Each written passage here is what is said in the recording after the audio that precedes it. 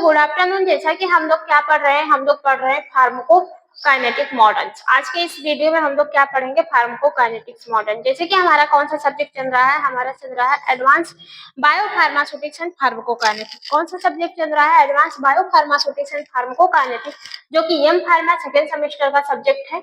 हम आपको दिखा रहे हैं, इसमें से यूनिट 3 चल रही है। यूनिट 3 में हमारा कौन सा है, कौन सी हेडिंग है, pharmacokinetic basic consideration and pharmacokinetic model.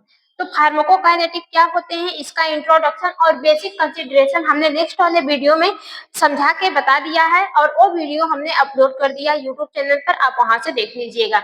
इसके आज के इस वीडियो में हम लोग फार्माकोकाइनेटिक मॉडल्स के बारे में पढ़ेंगे। तो फार्माकोकाइनेटिक्स का मॉडल क्या होता है उसके बारे में देखते हैं, ठीक है। तो यहाँ से देखते हैं pharmacokinetics model. Pharmacokinetics models are the mathematical model used to describe the drug deposition in the body। जो फार्माकोकाइनेटिक्स मॉडल होते हैं, एक टाइप के मैथमेटिकल मॉडल होते हैं। इसका यूज करके ये पता किया जाता है कि जो दवा होती है वो हमारे बॉडी में कितने कहाँ पर डिपोजिट है। बात समझ में रही है, जो आप दवा खा रहे हैं वो आपके बॉडी में किस किस पार्ट तक जा रही है, किस किस पार्ट तक डिपोजिट है, उसको हम लोग देखते हैं फार्माकोकाइनेटिक मॉडल में। बात समझ में आ रही है। फार्माकोकाइनेटिक मॉडल्स क्या होता है, सीधा सीधा बोल रहा है, फार्माकोकाइनेटिक मॉडल एक टाइप का मैथमेटिकल मॉडल है। इसका यूज किया जाता है किसी भी दवा को डिस्क्राइब करने के लिए कि वो दवा आपके बॉडी में कितना प्रेजेंस है, ठीक है, कहाँ पे प्रेजेंस है। तो सबसे पहले आता है आपको one compartment model. One compartment model क्या होता है, body is consider in a single homogeneous compartment. मतलब वन कंपार्टमेंट मॉडल में आपके पूरे बॉडी को एक ही कंपार्टमेंट पे, देखो कंपार्टमेंट मतलब क्या होता है, घर होता है। कंपार्टमेंट मतलब क्या होता है, रूम होता है। जैसे आपकी बॉडी है, यहाँ पे लीवर है, यहाँ पे लंग्स है, यहाँ पे किडनी है, ठीक है। ये आपका क्या है, ब्रेन है, ठीक है। बात समझ में आ रही है। ये क्या है, एक कंपार्टमेंट है, ये आपके बॉडी का कंपार्टमेंट है। मतलब ब्रेन हो गया, लंग्स हो गया, किडनी हो गया। जैसे आपने एक रूम बनाया, एक घर बनाया, एक क्या किया, घर बनाया। अब उस घर में 4 रूम बना दिए। उस घर में कितने रूम बना दिए, 4 रूम बना दिए। तो ये जो 4 रूम है, ये क्या है, कंपार्टमेंट है। एक घर में कितना कंपार्टमेंट है, 4 कंपार्टमेंट है। एक घर में कितना रूम है, 4 रूम है। जो ये 4 रूम है उसी को क्या बोल रहे हैं, कंपार्टमेंट। अगर हम यहाँ पे वन कंपार्टमेंट मॉडल की बात करें तो ये पूरे घर को दिया जाता है। पूरे घर में मतलब इस घर में कितनी सामान है, इस घर में कितनी सामान है, इस घर में कितनी सामान है, सारे सामानों को एक साथ कैलकुलेट किया जाता है। मतलब पूरे बॉडी को दिया जाता है। लेकिन वहीं पे टू कंपार्टमेंट मॉडल में ये आपके एक मतलब कि 2 भाग में बांट दिया जाता है। आपके बॉडी के पार्ट को 2 भाग में बांट दिया जाता है। बात समझ में आ रही है कि नहीं आ रही है। तो कंपार्टमेंट मॉडल क्या होते हैं, आई होप आपको समझ में आ गया होगा। जैसे हमारे बॉडी का कंपार्टमेंट मॉडल, कंपार्टमेंट किडनी हो गया, फेफड़ा हो गया, लंग्स हो गया, ब्रेन हो गया, ये सब क्या है, कंपार्टमेंट है। ये हमारे बॉडी के अलग अलग ऑर्गन होते हैं। लेकिन वन कंपार्टमेंट मॉडल में पूरे बॉडी को इंक्लूड किया जाता है। किसको, पूरे बॉडी के कंपार्टमेंट को इंक्लूड किया जाता है। होमोजीनियस मतलब एक समान कंपार्टमेंट बना दिया जाता है। बात समझ में आई। देखो ये सीधा सीधा बोल रहा है फार्माकोकाइनेटिक मॉडल्स क्या होते हैं। फार्माकोकाइनेटिक्स मॉडल सीधा सीधा बोल रहा है ये एक टाइप की मैथमेटिकल मॉडल होता है, जिसका यूज करके हम लोग ये पता लगाते हैं कि हमारे बॉडी के किस किस पार्ट में कितनी दवा प्रेजेंस है, कितने अमाउंट में दवा प्रेजेंस है। तो पहले वन कंपार्टमेंट मॉडल आता है। वन कंपार्टमेंट मॉडल में हमारे पूरे बॉडी को एक कंपार्टमेंट मान लिया जाता है। इसमें लीवर, किडनी, फेफड़ा सबको एक साथ इंक्लूड कर दिया जाता है। आपका ब्लड हो गया, सबको एक साथ इंक्लूड करके तब पूरा का पूरा कंसंट्रेशन निकाला जाता है कि हमारे पूरे बॉडी में दवा कितने अमाउंट में प्रेजेंस है। Body is consider a single homogeneous compartment. पूरे बॉडी को कंसीडर कर दिया जाता है एक सिंगल होमोजेनियस कंपार्टमेंट में। Drug distribute incessantly and uniform through the body. इसमें जो दवा होती है वो डिस्ट्रीब्यूट होती है एक समान, यूनिफॉर्म मतलब यूनिफॉर्म मतलब होता है एक समान, पूरे बॉडी में क्या होती है, डिस्ट्रीब्यूट होती है। Elimination occurs from the central compartment, और इसका जो इलिमिनेशन होता है वो अकर्स होता है किसमें, सेंट्रल कंपार्टमेंट में। सेंट्रल कंपार्टमेंट में जैसे आपकी किडनी हो गई, किडनी आपकी किसमें आएगी, सेंट्रल कंपार्टमेंट में। सेंट्रल कंपार्टमेंट में जो ब्लड फ्लो रहता है किडनी, सेंट्रल कंपार्टमेंट में जो ब्लड फ्लो रहता है वो क्या रहता है, हाई रहता है। सेंट्रल कंपार्टमेंट में ब्लड फ्लो क्या होता है, हाई रहता है, अभी आप समझ जाएंगे। ठीक है, एडवांटेज की बात करें तो इस मॉडल से simple and easily to analyse, इस मॉडल से सिंपल तरीके से पता लगाया जाता है कि ब्लड आपके बॉडी में कितना प्रेजेंस है। Useful for the many drug with rapid distribution, ये मॉडल सबसे ज्यादा यूज होता है कि कौन सी दवा कितने तेजी से डिस्ट्रीब्यूट हो रही है उसको पता लगाने के लिए। ठीक है, फिर इसके बाद आपका आता है कौन सा, दूसरा है आपका two compartment model. Two compartment model में क्या होता है कि जो आपकी बॉडी होती है उसको दो भाग में डिवाइड कर दिया जाता है। जो आपकी बॉडी होती है, जैसे अभी हमने बताया ये पूरे घर है, इस पूरे घर को लेंगे तो ये हमारा क्या हो गया, वन कंपार्टमेंट मॉडल हो गया। लेकिन इसी घर में 4 रूम बना दिए हैं तो ये हमारे 4 रूम का कंपार्टमेंट मॉडल हो गया। कितने रूम का, 4 रूम का कंपार्टमेंट मॉडल हो गया। अब हम दूसरा घर बनाते हैं। ठीक है,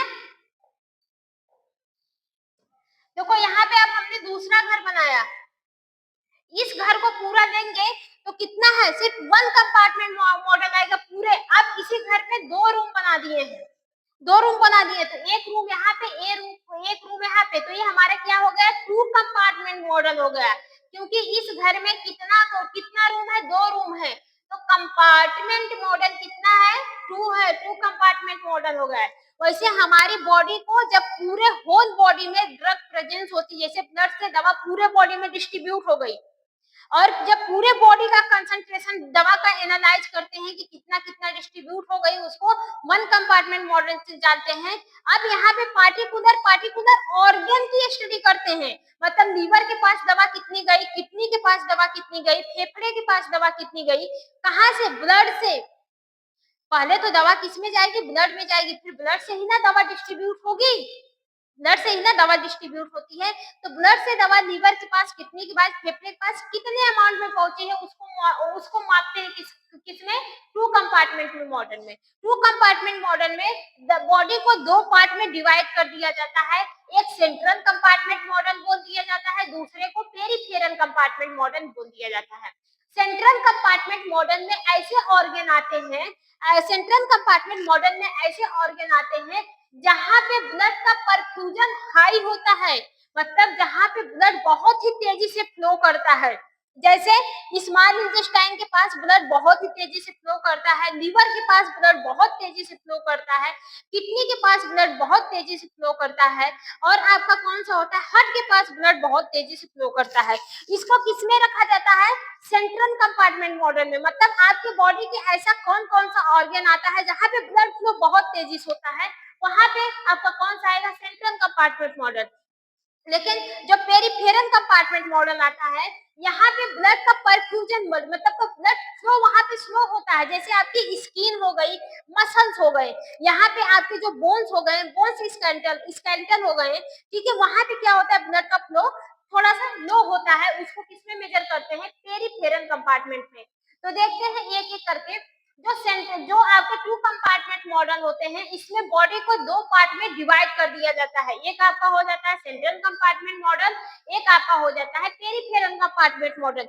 सेंट्रल कंपार्टमेंट मॉडल में ऐसे ऑर्गन आते हैं जहां पे ब्लड फ्लो का परफ्यूजन बहुत ही हाई होता है, लेकिन पेरिफेरल कंपार्टमेंट में ऐसे ऑर्गन आते हैं यहाँ पर ब्लड का परफ्यूजन क्या होता है, बहुत ही स्लो होता है। तो देख लेते हैं drug first inter central compartment में। सबसे पहले दवा किसमें इंटर करेगी, सेंट्रल कंपार्टमेंट में। क्यों, क्योंकि सेंट्रल कंपार्टमेंट के पास ब्लड फ्लो बहुत ही ज्यादा रहता है, और आपको पता है दवा वहां पे बहुत ही तेजी से एब्जॉर्ब होती है जहां पे ब्लड फ्लो हाई रहता है, और जहां पे ब्लड फ्लो लो रहता है वहां पे दवा का एब्जॉर्प्शन थोड़ा सा स्लो होता है। तो यहाँ पे जो सेंट्रल कंपार्टमेंट मॉडल है, इसमें दवा फर्स्टली क्या होती है, इंटर करती है। सेंट्रल कंपार्टमेंट में दवा फर्स्टली इंटर करती है एंड देन डिस्ट्रीब्यूट होती है पेरिफेरल टिश्यू। फिर उसके बाद जो दवा होती है वो डिस्ट्रीब्यूट होती है पेरिफेरल टिश्यू यानी पेरिफेरल कंपार्टमेंट में। मैंने आपको बता दिया पेरिफेरल कंपार्टमेंट में आपका टिश्यू भी हो जाएंगे, आपके स्केलेटल मसल्स भी हो जाएंगे। इस यहाँ पे दवा बहुत ही स्लोली आपके स्किन भी हो जाएंगे। यहाँ पे दवा क्या होती है, बहुत ही स्लोली एब्जॉर्ब होती है, बहुत ही स्लोली मूव करती है। कारण ये है कि वहां पे ब्लड फ्लो कम होता है। बात समझ में आई। एग्जाम्पल की बात करें तो जैसे डिजिटॉक्सिन है और लिडोकैन है। डिजिटॉक्सिन में भी शायद हार्ट की डिजीज में यूज होता है और लिडोकैन में भी शायद हमारी उसकी दवा है। लिडोकैन का पता नहीं कार्डियक अटैक में यूज होता है क्या, ऐसे में भी शायद यूज होती है। ठीक है, तीसरा कौन सा है, मल्टी कंपार्टमेंट मॉडल। तीसरा कौन सा है, मल्टी कंपार्टमेंट मॉडल। अब मल्टी कंपार्टमेंट मॉडल क्या बोल रहा है, body is divided into three या थ्री मोर कंपार्टमेंट।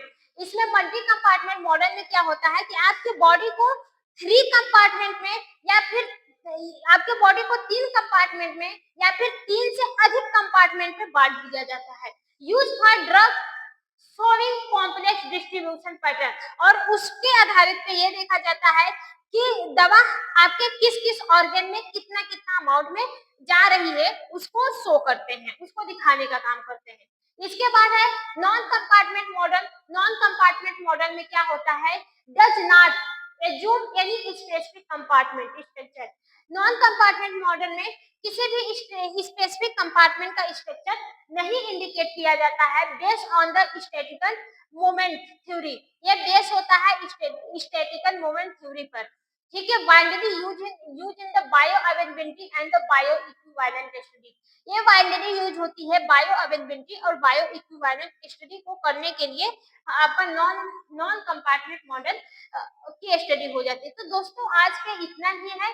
इसके बाद जो टॉपिक होगी हम उसको नेक्स्ट वाले वीडियो में बताएंगे। तो आई होप आपको कंपार्टमेंट मॉडल समझ में आया होगा। कंपार्टमेंट मॉडल में बेसिकली चार टाइप के मॉडल होते हैं, one compartment model, two compartment model, इसके बाद मल्टी कंपार्टमेंट मॉडल, एक आपका होता है non compartment model. One compartment model में आपके पूरे बॉडी में कितना दवा डिस्ट्रीब्यूट हुई है पूरे को कंसिडर करते हैं। टू कंपार्टमेंट मॉडल में आपके बॉडी को दो पार्ट में बांट देते हैं, उसको डिवाइड कर देते हैं, एक सेंट्रल कंपार्टमेंट एक पेरिफेरल कंपार्टमेंट पे। सेंट्रल कंपार्टमेंट में ऐसे ऑर्गन को रखते हैं जहां पे ब्लड फ्लो थोड़ा सा हाई होता है और पेरिफेरल कंपार्टमेंट में ऐसे ऑर्गन को रखते हैं जहां पे ब्लड फ्लो थोड़ा सा स्लो होता है। ठीक है, बात समझ में आ रहा है कि नहीं आ रहा है। फिर इसके बाद मल्टी कंपार्टमेंट मॉडल क्या होते हैं, मल्टी कंपार्टमेंट मॉडल में जो दवा जो आपकी बॉडी होती है उसको तीन या तीन से अधिक कंपार्टमेंट में डिवाइड किया जाता है। जैसे अगर एक घर बनाया गया है, एक बड़ा सा घर बनाया गया है। अब जो पिता है उनके कितने बच्चे हैं, तीन बच्चे हैं। अब इसी बड़े घर को तीन भाग में डिवाइड किया जाता है। तीन भाग में क्या किया जाता है, डिवाइड किया जाता है, तीन कंपार्टमेंट बनाया जाता है।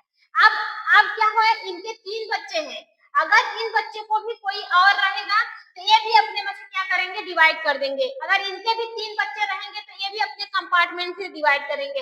इनके चार बच्चे रहेंगे तो ये भी अपने कंपार्टमेंट से क्या करेंगे, डिवाइड करेंगे। तो ऐसे होता है, मतलब कि आपके पूरे बॉडी को दो या दो से अधिक कंपार्टमेंट में जब बांट दिया जाता है तो उसको क्या बोला जाता है, मल्टी कंपार्टमेंट मॉडल। इसके बेस पे हम लोग दवा की डिस्ट्रीब्यूशन की स्टडी करते हैं।